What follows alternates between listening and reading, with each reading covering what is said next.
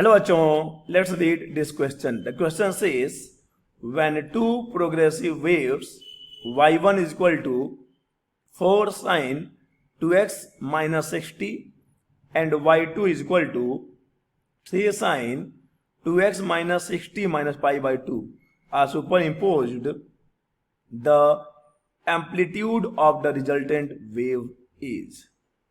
तो आइए सबसे पहले बात कर लेते हैं की कंसेप्ट की. Key concept, and the key concept for this question is superposition of waves. Superposition of waves. देखो सुपरपोजिशन का सिंपल सा मतलब होता है ओवरलैपिंग ऑफ द वेव्स. अगर किसी मीडियम में दो या दो से ज्यादा वेव्स प्रोपोगेट कर रहे हैं और अगर वो मीडियम के किसी एक पॉइंट पर एक साथ पहुंचते हैं तो हम बोलते हैं कि वेव्स का क्या हो गया, सुपरपोजिशन हो गया है. और यहां पे भी हम अप्लाई करते हैं principal of superposition. Principal of superposition क्या कहता है? प्रिंसिपल ऑफ सुपरपोजिशन कि जो रिजल्टेंट डिस्प्लेसमेंट होगा उस पार्टिकल का जहां पे या उस पॉइंट का जहां पे वेव सुपर इम्पोज हुए हैं, so the resultant displacement is given by the vector sum of the displacements produced by individual waves. Okay, तो चलिए अब आ जाते हैं हम अपने सवाल पर. हमारे पास दो वेव्स हैं, हमें गिवन है बच्चे दो वेव्स.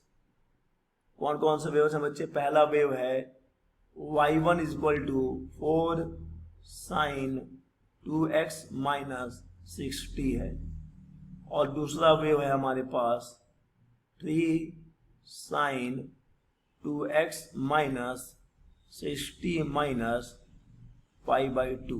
ओके, तो ये हमारे पास दो वेव्स हैं. तो अब देखो हम यहां पर बिल्कुल प्रिंसिपल ऑफ सुपरपोजिशन लगाएंगे तो जो रिजल्टेंट और डिस्प्लेसमेंट आएगा, वैसे हम देखो डायरेक्ट फॉर्मूला भी अप्लाई कर सकते हैं, लेकिन हम इसको सॉल्व करते हैं. कैसे सॉल्व कर सकते हैं? सो द रिजल्टेंट डिस्प्लेसमेंट कैसे दे सकते हैं हम लोग? देखो y इक्वल टू हो जाएगा y1 प्लस y2. हम अप्लाई करेंगे y equal to y1 plus y2. Principle of superposition इनका होना ही वही है, प्रिंसिपल ऑफ सुपरपोजिशन. तो यहां से y इक्वल टू क्या हो जाएगा देख लीजिए, और y इक्वल टू हो जाएगा 4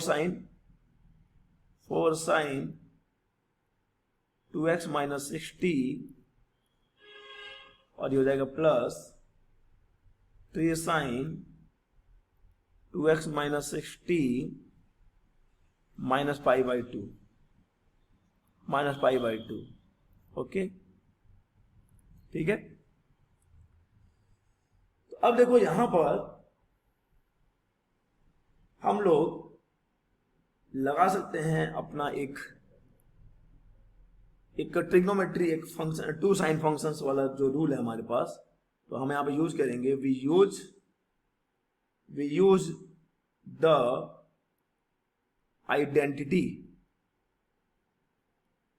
use the identity for the sum of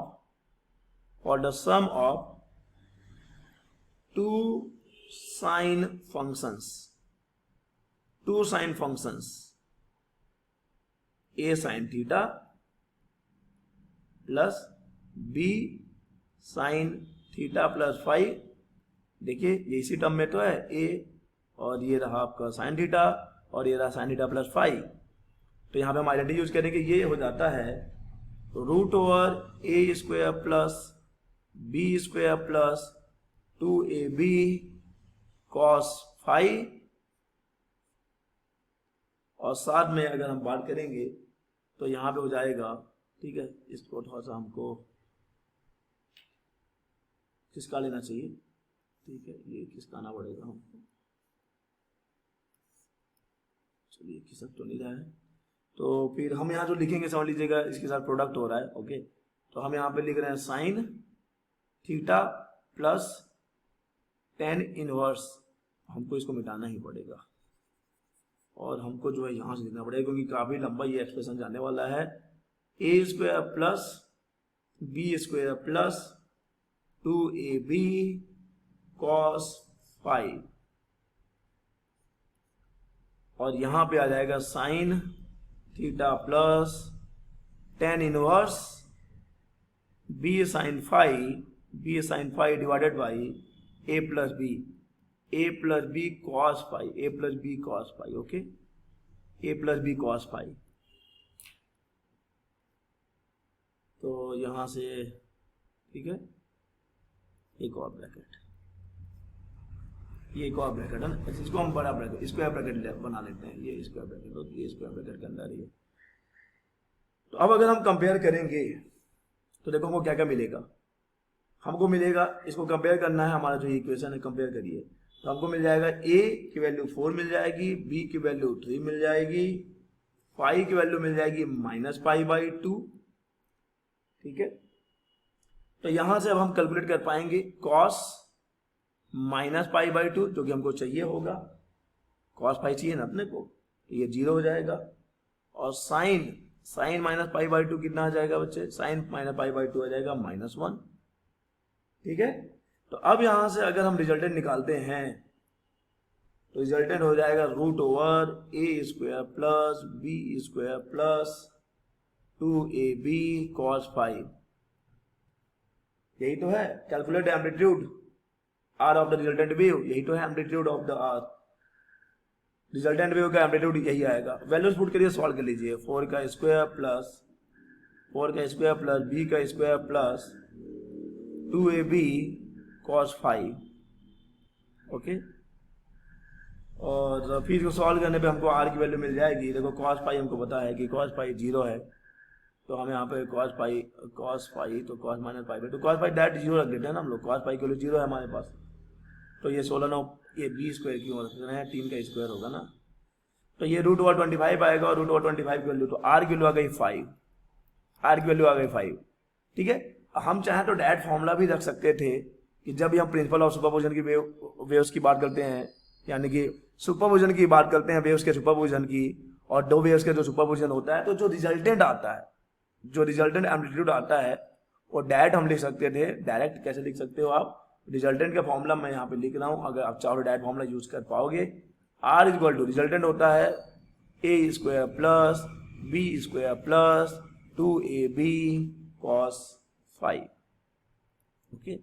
तो हम डायरेक्ट फॉर्मूला भी यूज कर सकते हैं, ठीक है बच्चे। और देखो आपको फाई के लिए चिंता नहीं करना है, ये दोनों के बीच में जो फेस डिफरेंस होता है ना, दिख रहा है ना ये फेस डिफरेंस, और यहाँ पे फाई की वैल्यू -π/2 है। तो आप जो है इस एलोबरेटेड तरीके से भी, मतलब जो हमने विस्तार से किया, इस तरीके से भी आप कर सकते हैं, या भी आप डायरेक्ट फॉर्मूला भी अप्लाई कर सकते हो रिजल्टेंट वेव का जो एम्पलीट्यूड है उसके लिए।